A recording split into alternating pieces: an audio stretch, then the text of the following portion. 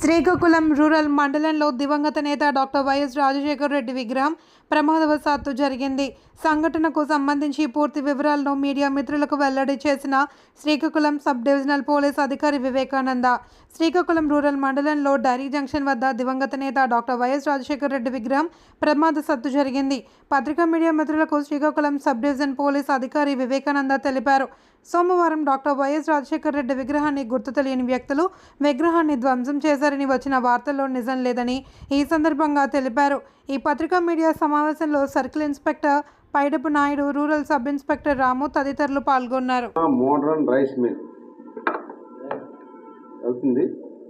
వెళ్తూ ఉండగా ఈ బైరి జంక్షన్ నుంచి లెఫ్ట్ తీసుకుని గంగమ్మ మోడర్న్ రైస్ మిల్కి వెళ్తుంటే ఈ టర్నింగ్ తీసుకున్నప్పుడు ఆ జంక్షన్లో ఉన్నటువంటి మన వైఎస్ఆర్ స్టాచ్యూ మరొక 15 సంవత్సరాల క్రితం పెట్టడం జరిగింది.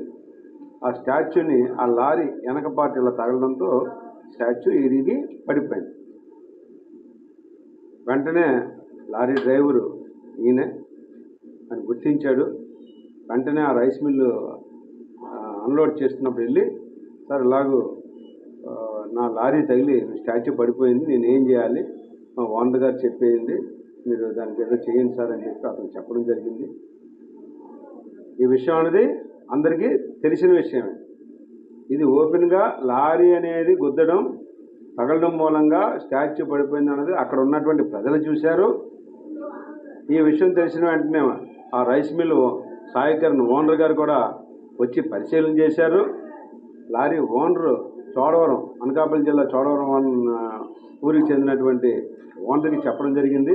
వాళ్ళు దాన్ని రిపేర్ కూడా చేయించి మళ్ళీ పెట్టడానికి కూడా వాళ్ళు రిపేర్ అయ్యారు. కానీ ఈ లోపుగా ఆ ఊరి బైరికి చెందిన వైస్ సర్పంచ్ అసిరి నాయుడు, ఆయన వైఎస్ఆర్సీపీ పార్టీ ఆయన వచ్చి స్టాచ్యూని ఎవరో తెలియని వ్యక్తులు ఎరగొట్టారని, లారీ కూడా తగిలినట్టుగా అంటున్నారని వర్షంతో ఒక కంప్లైంట్ ఇవ్వడం జరిగింది. దాని మీద ఎస్ఐ గారు విచారణ చేసి ఒక కేసు నమోదు చేయడం జరిగింది. వాస్తవాలు ప్రాపర్గా రాకుండా రకరకాల వెర్షన్లు సోషల్ మీడియా అవనండి, ప్రెస్లో కూడా రావడం జరిగింది. ఎవరో కావాలని ఒక వర్గం వారు లేకపోతే ఎవరో వచ్చి ఆ స్టాచ్యూని ఎరగొట్టారని చెప్పి రాంగ్ ఇన్ఫర్మేషన్ అనేది సోషల్ మీడియా అవనండి అన్ని మీడియాల్లో వైరల్ అవుతుంది. ఇప్పుడు కూడా పూర్తి సమాచారం తెలుసుకుంటే బాగుండేది. మరి అందరు చెప్పిందే మీరు కూడా మీ ప్రశ్నలు చేస్తారు కాబట్టి దానికి వివరణ ఇవ్వాల్సిన బాధ్యత మాకు ఉంది. ఎందుకంటే ఎస్ఐ గారు డీటెయిల్ ఎంక్వైరీ చేశారు, సిఐ గారు ఎంక్వైరీ చేశారు. లారీ ఎవరైతే గుద్దారో ఆ లారీ డ్రైవర్ని మేము తీసుకొచ్చాం, ఓనర్ని తీసుకొచ్చాం, రైస్ మిల్ ఆయన పిలిపించాం, అక్కడున్న ప్రత్యక్ష సాక్షులు అందరినీ కూడా విచారణ చేయడం జరిగింది. అందరూ కూడా ఎనానిమస్గా లారీ గుద్దడం అనేది మేము అంతా చూసామండి, వాస్తవం అదే అని చెప్పి అందరూ చెప్పడం కూడా జరిగింది.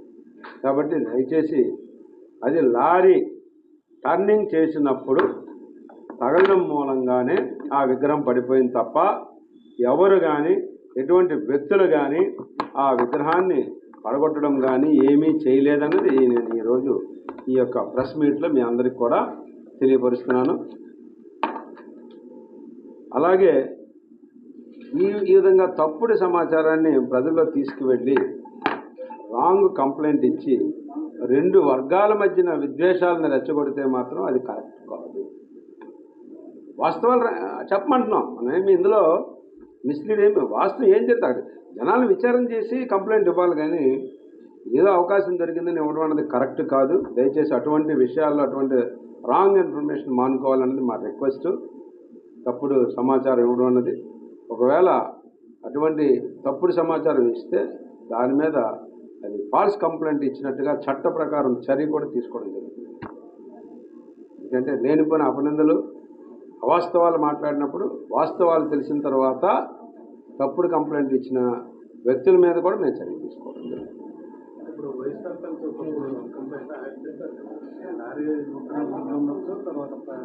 ఇచ్చుంటే అన్నాను, అది మరి నేను ఇంకా విచారణలో ఉంది కదా. ఇప్పుడు మాకు తెలిసి మేము చెప్పాము. ఇప్పుడు లారీ అన్నది కరెక్టే, మనుషులు అన్నది వాస్తవమే కదా. అంటే అలాంటివి ఏదన్నా ఉంటే ఇవ్వద్దని చెప్తున్నాం.